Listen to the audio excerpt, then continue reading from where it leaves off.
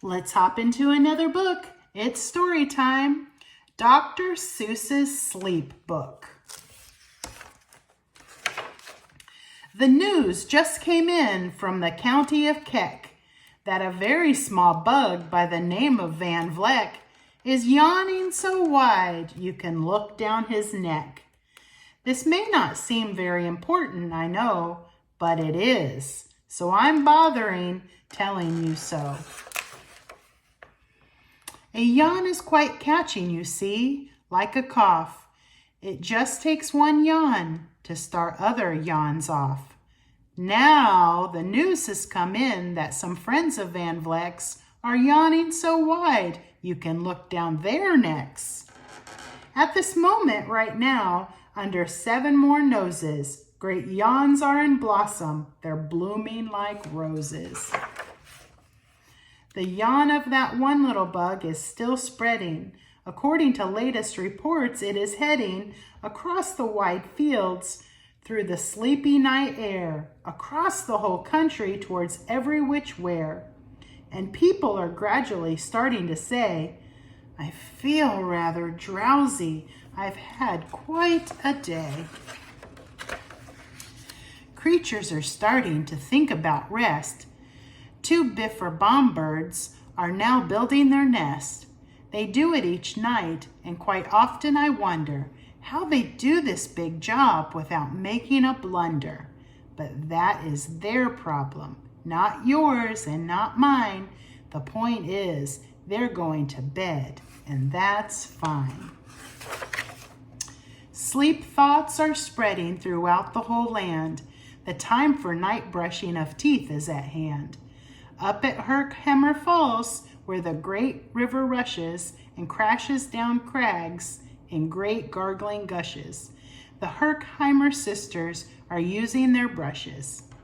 Those falls are just grand for toothbrushing beneath, if you happen to be up that way with your teeth. The news just came in from the castle of Crump that the lights are all out and the drawbridge is up. And the old drawbridge drawer just said with a yawn, "Oh, my drawbridge is drawn, and it's going to stay drawn till the milkman delivers the milk about dawn. I'm going to bed now, so nobody better come around with a special delivery letter." The number of sleepers is steadily growing. Bed is where more and more people are going. In Culpeper Springs, the Stiltwalkers' Hall, the Stiltwalker stilts are stacked on the wall. The Stiltwalker walkers have called it a day. They're all tuckered out and they're snoozing away. This is very big news. It's important to know, and that's why I'm bothering telling you so. Way out in the west, in the town of Merced, the Hinklehorn Honking Club just went to bed. Every horn has been quietly hung on a hook for the night in its own private Hinklehorn nook. All this long, happy day, they've been honking about, and the Hinklehorn honkers have honked themselves out. But they'll wake up quite fresh in the morning, and then they'll start right and Hinklehorn honking again.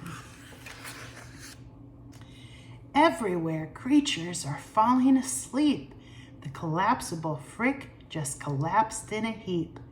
And by adding the frick to the others before, I am able to give you the who's asleep score.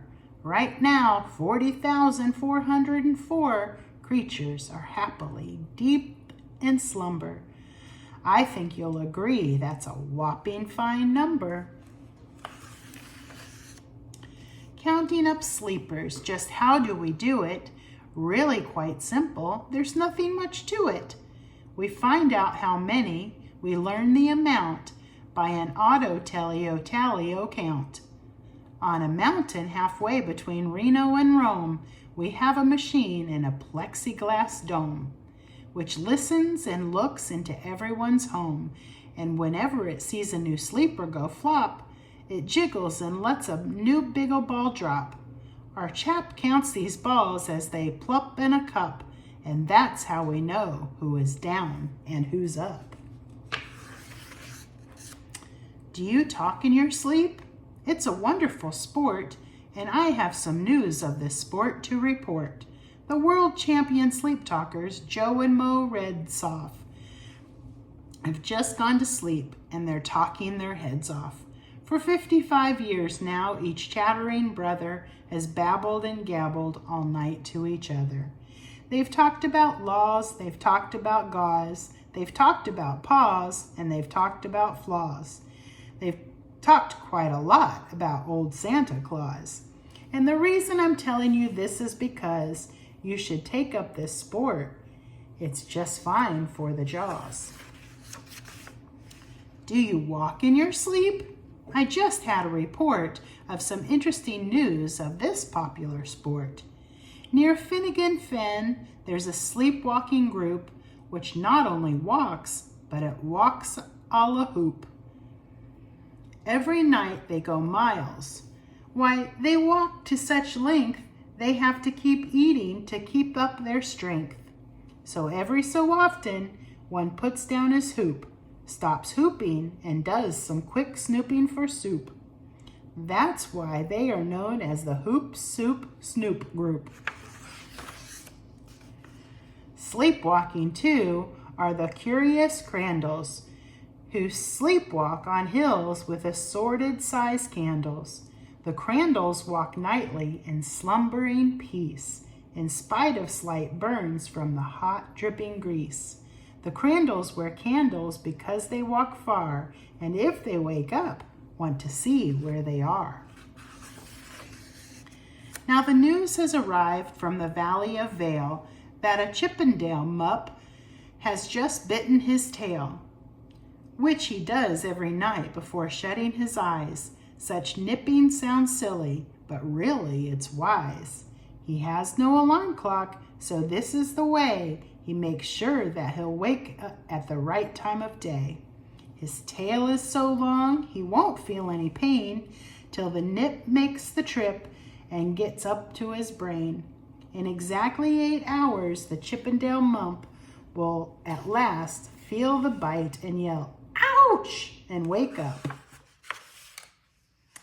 A Mr. and Mrs. J. Carmichael Crocs have just gone to bed near the town of Fort Knox. And they, by the way, have the finest of clocks. I'm not at all sure that I quite understand just how the thing works with that one extra hand. But I do know this clock does one very slick trick. It doesn't tick-tock. How it goes is just talk-tick. So with ticks in its talker and talks in its ticker, it saves lots of time and the sleepers sleep quicker. What a fine night for sleeping. From all that I hear, it's the best night for sleeping in many a year.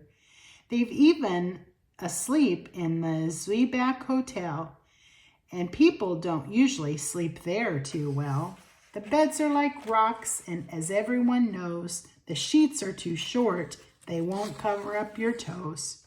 So, if people are actually sleeping in there, it's a great night for sleeping. It must be in the air. It's a great night for snores. I just had a report of some boys who are tops in this musical sport. The snoriest snorers in our fair land are Snorer McPhail and his Snort Band. This band can snore Dixie and Old Swanee River so loud it would make 40 elephants shiver. The loudest of all the boys is McPhail. He snores with his head in a 3-gallon pail. So they snore in a cave 20 miles out of town. If they snored closer in, they would snore the town down. Do you know who's asleep out in Funa Laguna? Two very nice Funa Laguna Baboona.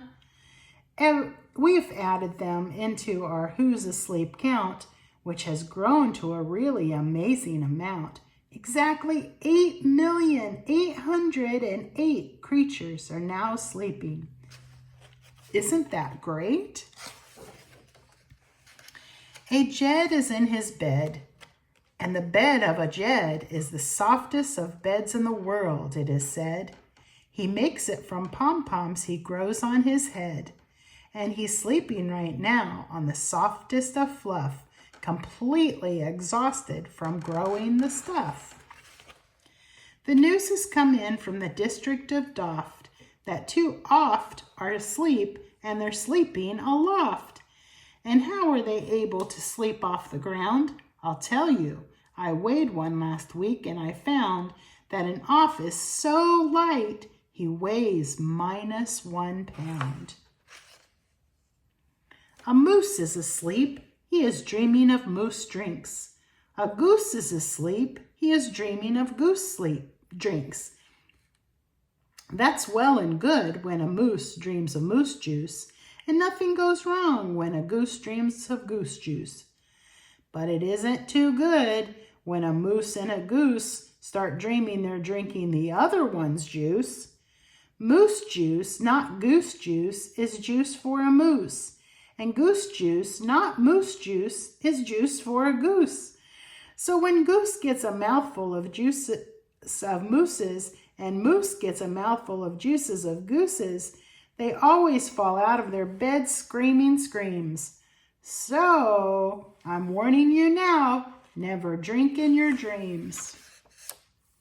Speaking of dreaming, I think you should note that the Bumbletub Club is now dreaming afloat.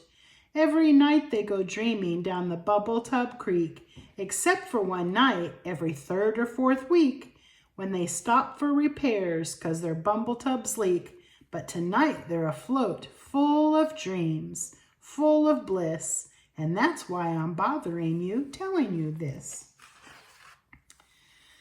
At the fork of a road in the Vale of a Vado, 5-foot weary salesmen have laid down their load.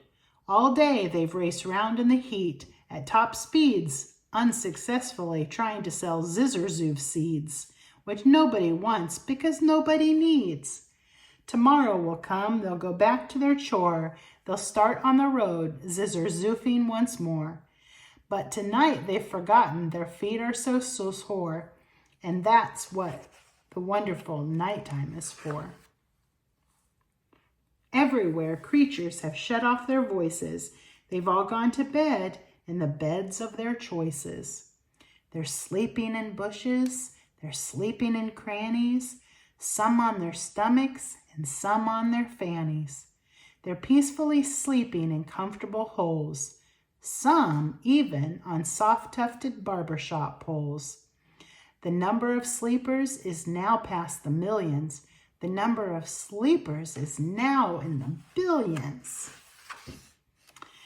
They're sleeping on steps and on strings and on floors, in mailboxes, ships, and the keyholes of doors. Every worm on a fishhook is safe for the night. Every fish in the sea is too sleepy to bite. Every whale in the ocean has turned off his spout.